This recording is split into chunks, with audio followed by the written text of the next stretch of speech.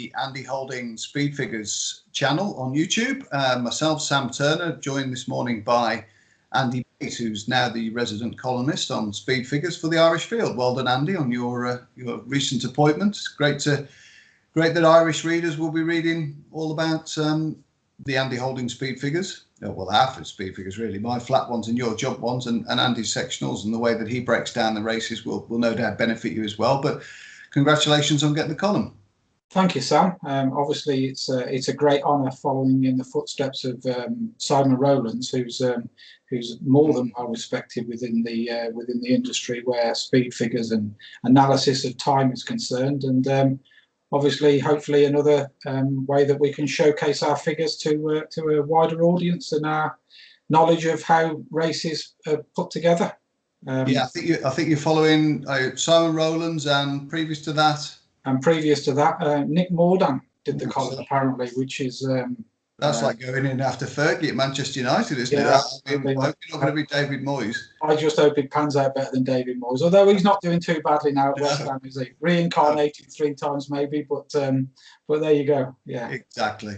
Yeah. So that's great. Now, obviously, we've given Andy the morning off, well earned, because he's been on telly, well, more than Piers Morgan, certainly.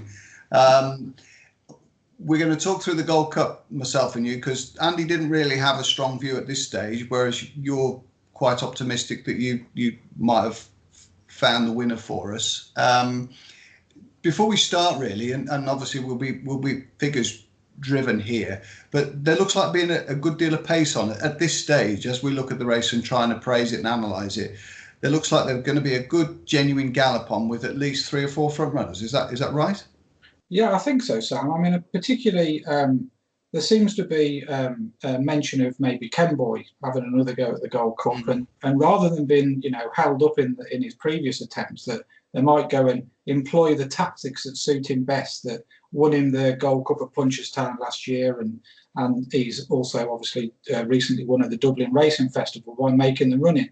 Now, if he does line up wide and he goes to the first fence and he gets the lead, there's going to be a few then that are going to follow him. One, Native River, if he breaks better than he did last year, I put Frodon in that category as well, that he'll get carried to the front, and potentially Vindication as well. So I mean, David Bass isn't going to want to be hanging around. He doesn't like having anybody in front of him in a handicap hurdle around Wetherby on a Wednesday afternoon, does he? So he's going to go forward. So it does make for a race where the pace is going to be a lot stronger than last year. Okay, and that'll suit 1 or 2 of these horses for different reasons, which we'll dip into. Now, likely favourite and obviously dual previous winner, Boum Photo, undergone exactly the same preparation as he did last year and the year before at that.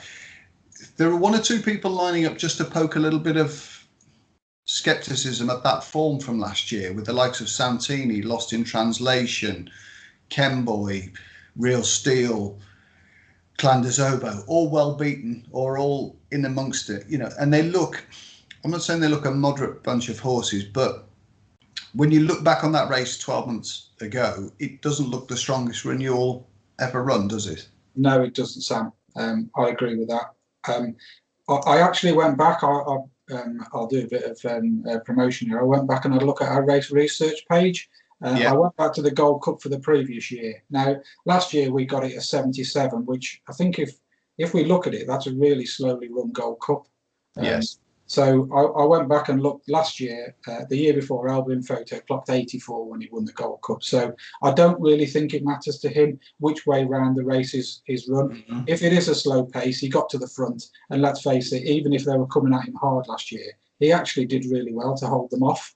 And then the previous year, obviously, he showed, because he's won it by a bit further, that he is going to stay the trip really, really strongly. So he's the rightful favourite. And incidentally as well, that his usual stretching of his legs on New Year's Day round Tremor, he's clocked 69 on both occasions. So he's probably going into the race exactly the same horse as he has the last 2 years. So he has to be, the right favourite, because he's obviously going to try and emulate Best Mate and win 3 Gold Cups. So it's a tall order for the supporting cast behind. But that supporting cast behind features one or two, maybe even three or four horses that are still going forward, we think. Most notably, I think, Champ, who has his second run back from a wind-up, having run really well at Newbury over inadequate 2 miles in the Game Spirit.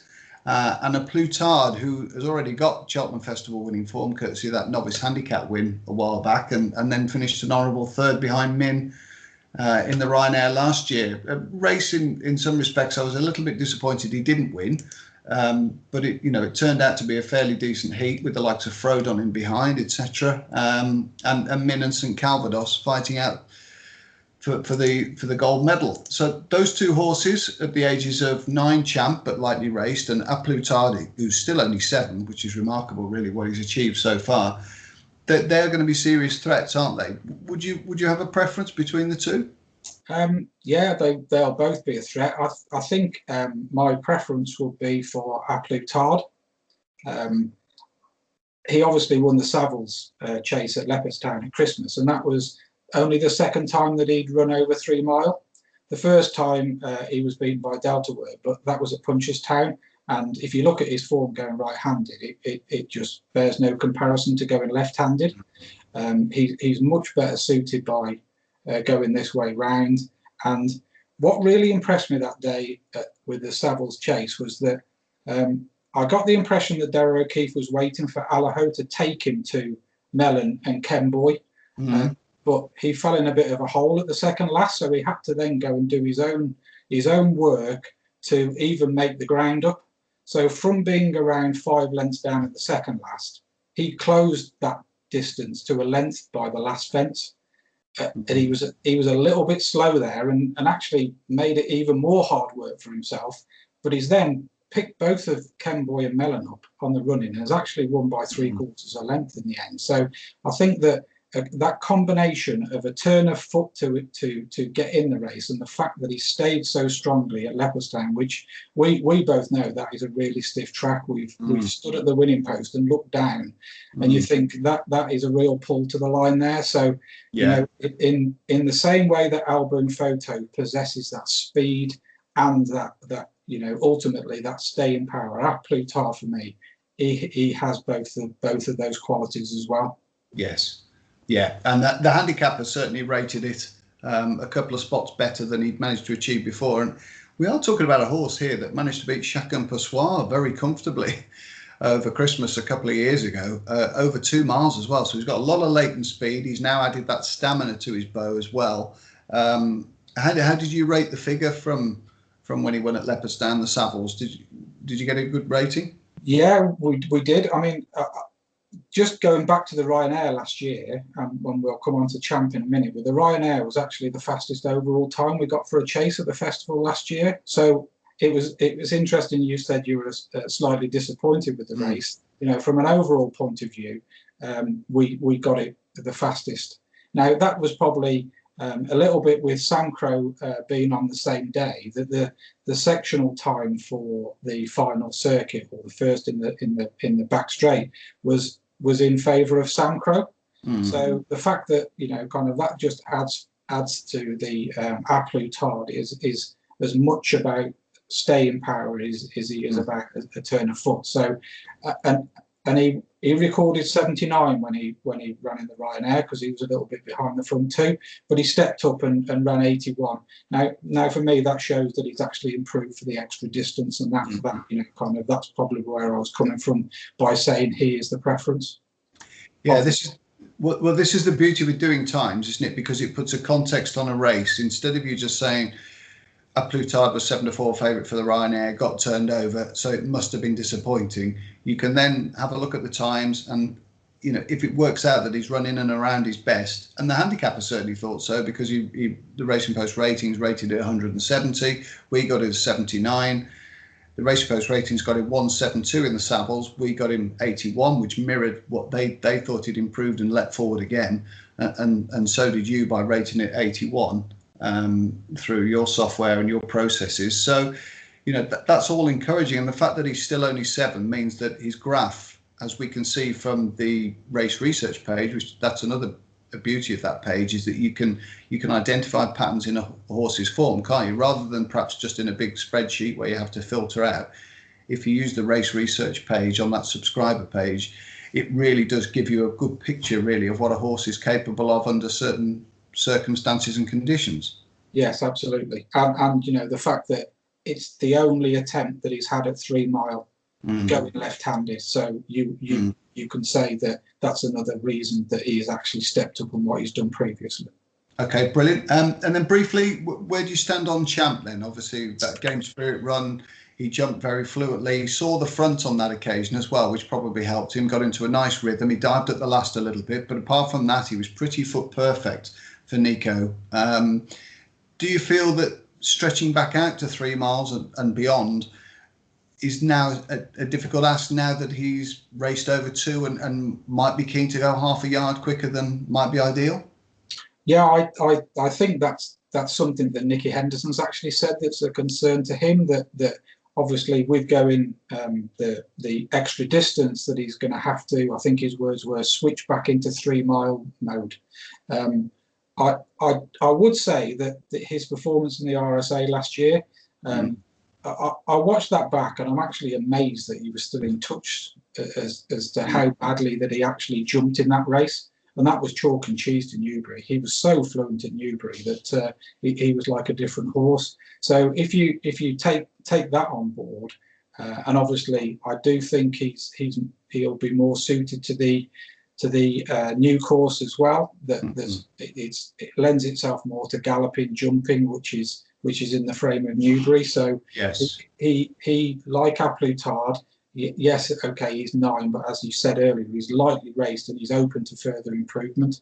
So he will undoubtedly stay the trip for me if he does settle, because even when he ran over hurdles, there were lots of times when the challengers massed around him and he beat them off well and truly by the time he got to the line. Yes, and Nicky Henderson has actually said that the one thing that he doesn't doubt is that he will get the trip if he settles.